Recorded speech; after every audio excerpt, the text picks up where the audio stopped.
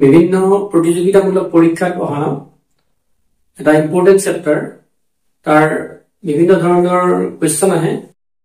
চেপ্টাৰটো হ'ল time and work সময় আৰু তাৰ কাৰ্য এই চেপ্টাৰটোৰ আমি আলোচনা কৰিম আপোনালোকে যদি আমাৰ চেনেল পিজাম ক্লাसेस পাঠশালা সাবস্ক্ৰাইব কৰিব পাৰে ভাল লাগিলে ভিডিওটো শেয়াৰ কৰিব পাৰে আৰু আপোনালোকৰ মতামত কমেন্টৰ সহায়ত জনাব পাৰে গতিকে টাইম এণ্ড ৱৰ্কত আমি কি হয় আমাৰ যিকোনো এটা কাম আমি এটা কাম যদি কৰা হয় এজন এটা কাম যদি সাপোজ দুজন মানুহে সেই কামটো নাম্বাৰ অফ পিপল যদি সেই কামটো ডেজ যদি আমাৰ কিমান দিনত 5 দিনত কৰে দুজন মানুহে যদি মানুহৰ সংখ্যাটো বাঢ়ি যায় মানুহৰ সংখ্যাটো বাঢ়ি গলে কম দিনত কামটো হ'ব মানে নাম্বাৰ অফ পাৰসনস যদি বাঢ়ি যায় কি হয় নাম্বাৰ অফ ডেজ টু কমি যাব কিমান দিনত কৰিব পৰা হেতু কমি যায় আৰু মানুহৰ সংখ্যা যদি কমি যায় দুজনৰ পৰা যদি একজন হয় এই কামটোত সময় বেছি লাগে আমি হেতু আমি এনে কম আমাৰ যেতিয়া মানুহ বেছি হয় তেতিয়া একেটা কাম কৰোতে সময় কম সময় হয় কিন্তু এতিয়া আমাৰ সাপোজ এইটোত দুজন মানুহে এটা কাম 5 দিনত কৰে এতিয়া এই একেটা কাম একজন মানুহে কৰে যদি আমাৰ ইয়াতে কেইদিন লাগিব 10 দিন লাগিব এতিয়া আমি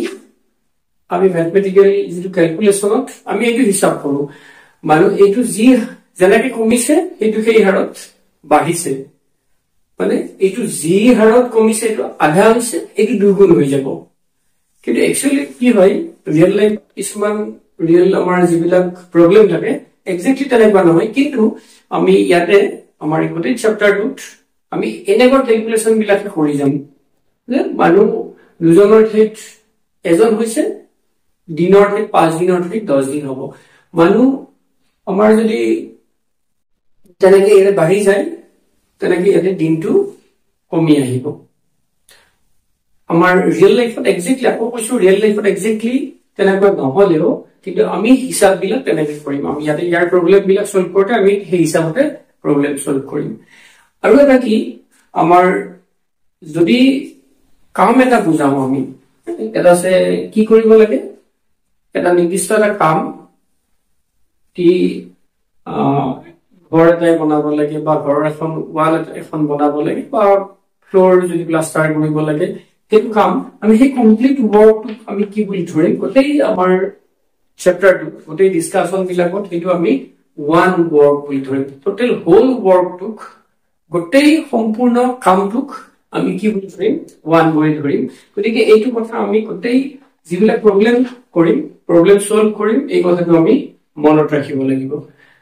গতিকে নিশ্চয় বুজি পাইছে আমি কি বুলি ধৰিম গোটেই কামটোক ওয়ান বুলি ধৰিম আৰু তাৰ কাম পাৰ্ট যিবিলাক অংশ আছে তাৰ ইমান আমি ভগ্নাংশ যদি এইটো আধা হয় কামটোৰ 2/1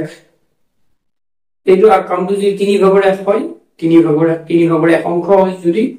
আমি তেনেকৈ ভগ্নাংশৰ হিচাপত আমি হিসাব কৰিম আৰু গোটেই কামটোক আমি 1 বুলি 1 বুলি ধৰি লম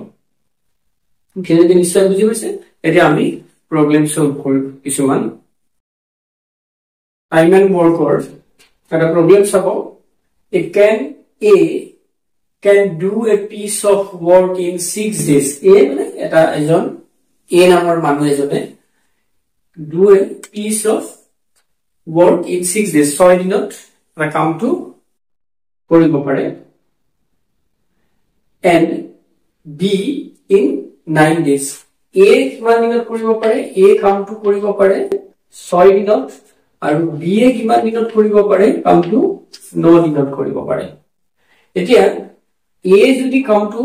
6 দিনত সম্পূৰ্ণ কৰিব পাৰে তাৰ মানে এটা কি কৈছে কোৱেশ্চনটো how many days will both take together to complete their work দুজনে যদি একেলগে কৰে কামটো লগ হৈ যায় যদি দুজনে তেতিয়া কিমান দিনত কামটো সম্পূৰ্ণ কৰিব পাৰিব কোৱেশ্চনটো হেতু বুজি পাইছে গতিকে কমপ্লিট কৰে কামটো কিমান 6 দিনত তাৰ মানে আমি কি কৰিব লাগিব ইয়াতে আমাৰ 6 দিনত কিমান কমপ্লিট কৰে গোটেই কামটো কমপ্লিট কৰে 6 দিনত কমপ্লিট কৰে বা আমি লিখি মানে সব পাৰে in 6 days a complete the work means completes কিমান one complete কৰে one মানে সম্পূৰ্ণ completes the job মানে গোটেই কামটো সম্পূৰ্ণ কৰে মানে আমি one complete কৰে বুলি কৈছো গতিকে in কিমান one day a complete একদিনত কিমান কমপ্লিট কৰিব 1/6 গোটেই কামটোৰ 6 ভাগৰ এক অংশ কমপ্লিট কৰে একদিনত এতিয়া ঠিক একেদৰে in 9 days b completes কিমান কৰে গোটেই 9 দিনত গোটেই 1 মানে গোটেই কামটো কমপ্লিট কৰে আমি কৈছো গোটেই কামটো আমি কি বুলি কৈছো 1 বুলি কৈছো আগতে কৈছো গতিকে in 1 day b কিমান কৰে 1/9 একদিনত b এ কৰে 1/9 এতিয়া এটা দুটা যদি আমি চাও এখিনি নিশ্চয় বুজি পাইছে গতিকে আমি যদি একদিনত in 1 day days 1 day কি কৰিব a plus b a আৰু b দুয়োজনে লগ হৈ কিমান দিন কৰিব কমপ্লিট কিমান কৰিব ই কামটোৰ a কৰে কামটোৰ 6 ভাগৰ 1 আৰু b কৰে কামটোৰ 9 ভাগৰ 1 অংশ এতিয়া এই দুটা যদি আমি কি কৰো প্লাস 2 6 আৰু 9 ৰ যেটো এলসিএম লখাগু 3 2 3 গতিকে এলসিএম হ'ব 3 গুণ 6 3 গুণ 18 গতিকে এই 18 হল তাৰ পিছত এই 6 ৰে 3 3 গুণ 3 9 ৰে 2 2 18 ভাগৰ 5 হল তাৰ মানে একদিনত কামটো কিমান কাম কমপ্লিট কৰে 18 ভাগৰ 5 অংশ কমপ্লিট কৰে গোটেই কামটো 18 ভাগৰ 5 অংশ কমপ্লিট কৰে আমি এতিয়া ওলটাকে ভাবিব পাৰো 18 ভাগৰ 5 অংশটো কমপ্লিট আমি এনেকৈ ক'ব পাৰো 18 ভাগৰ 5 অংশ কমপ্লিট কৰোতে তাৰ মানে টু কমপ্লিট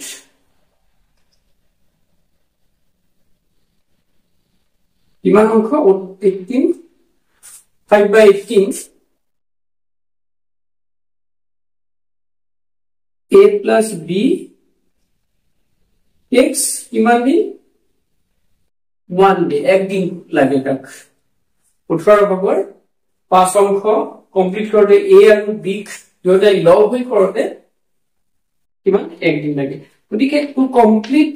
আমি গোটেই কামটো বুলি ক'লে কি বুলি কৈছো গোটেই জবটো বা গোটেই আমাৰ যেটো ওয়ার্ক বুলি কৈছো এই গোটেইটো আমি কি বুলি কও 1 বুলি কও গতিকে 1 কমপ্লিট কৰোতে a plus b দুটা কিমান কিমান দিন লাগিব 1/, ইমানত যিমান হ'ব 1ত কি হয় আমি তাক ডিভাইড কৰিব লাগিব 1/,